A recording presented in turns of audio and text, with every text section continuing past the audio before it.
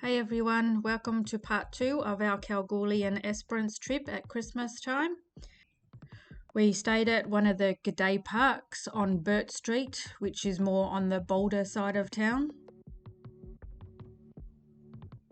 Love this weather forecasting stone, very creative.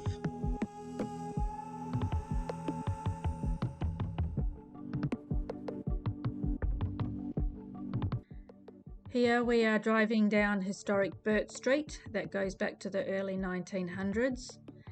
There are lots of historic buildings, each with a different story to tell.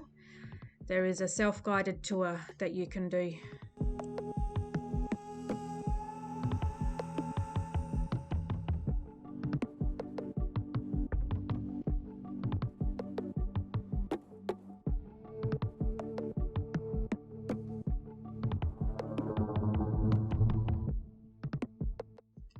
Finally got to check out the famous Super Pit, which is one of Australia's largest gold mines.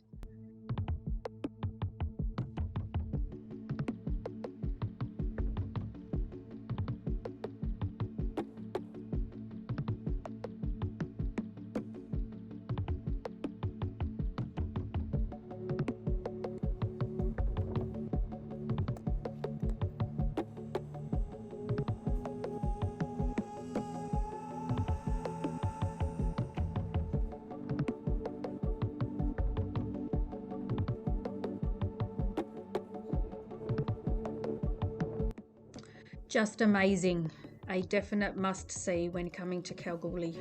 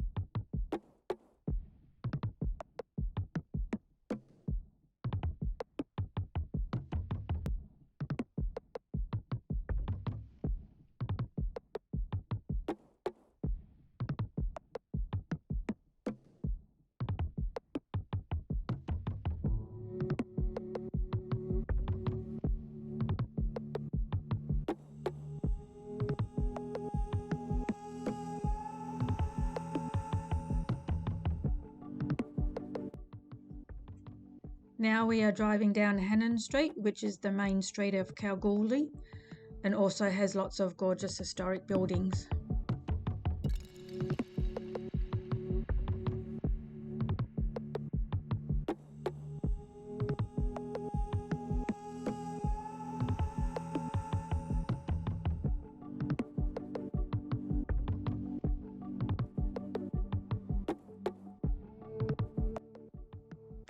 Here is a statue of the famous Paddy Hannon, who was the first person to discover gold here in 1893.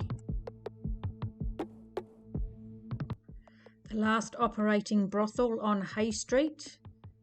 Hay Street was commonly known as the red light district of Kalgoorlie.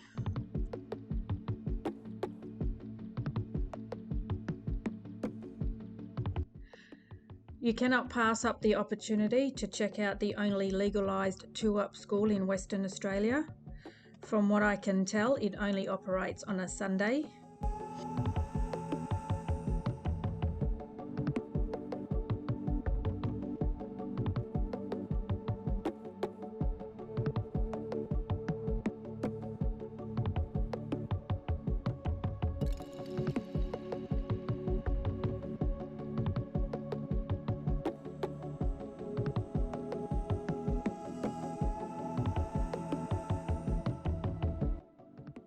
As you can see, there is nothing happening here today, but you're allowed to go and check out the 2-up shed.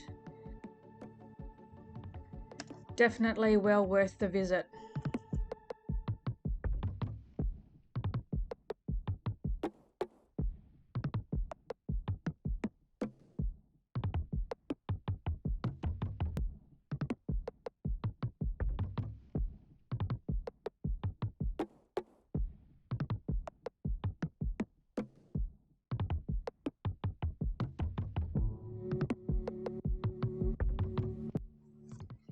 There is a self-drive tour that you can do called the Golden Quest Trail.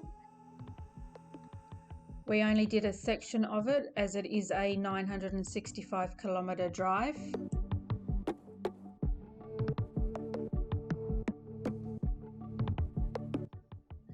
Here we are driving into Orbanda, where the former CIB chief Don Hancock owned the historic Orbanda Inn and was suspected of shooting a gypsy joker bikie. Unfortunately, back in 2019, the inn was gutted by fire and was too badly damaged to be rebuilt.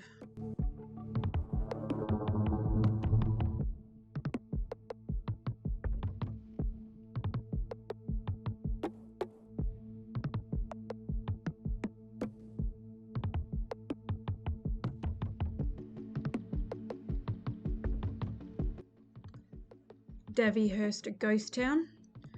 Unfortunately, not many buildings left.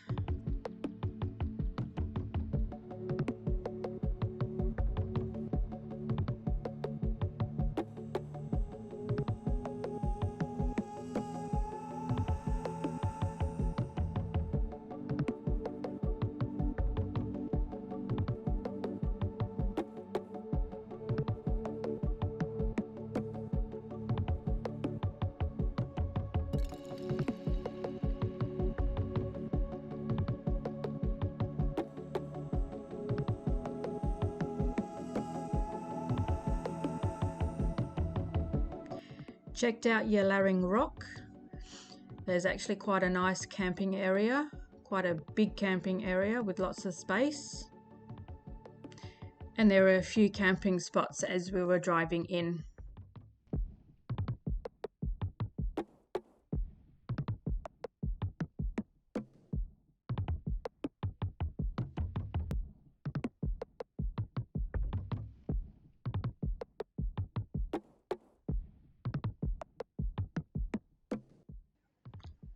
Drove through Menzies.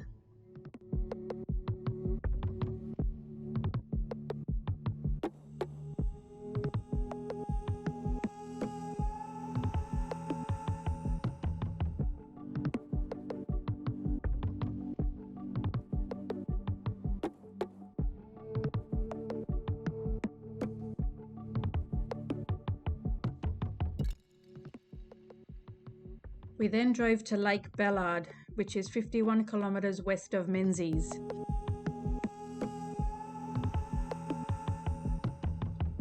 Here there are 51 different sculptures scattered across the Salt Lake. These sculptures represent the Indigenous people who once lived in the area.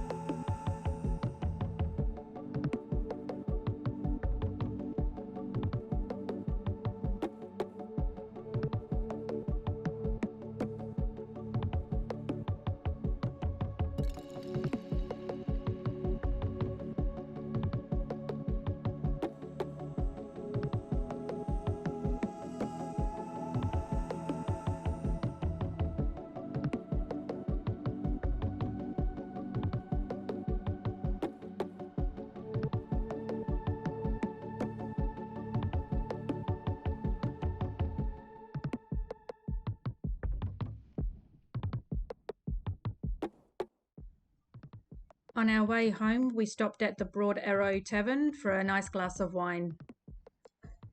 Broad Arrow was gazetted back in 1896, had a population of 2,400, had 8 hotels, 2 breweries, a stock exchange and a hospital. All that is left now is the tavern.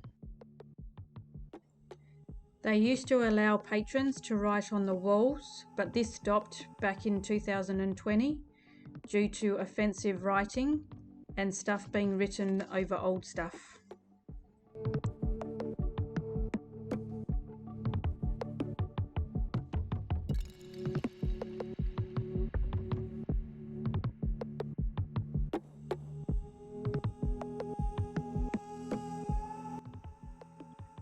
Thanks for watching. Don't forget to like and subscribe. And also check out our blog page. I'll put a link in the description below.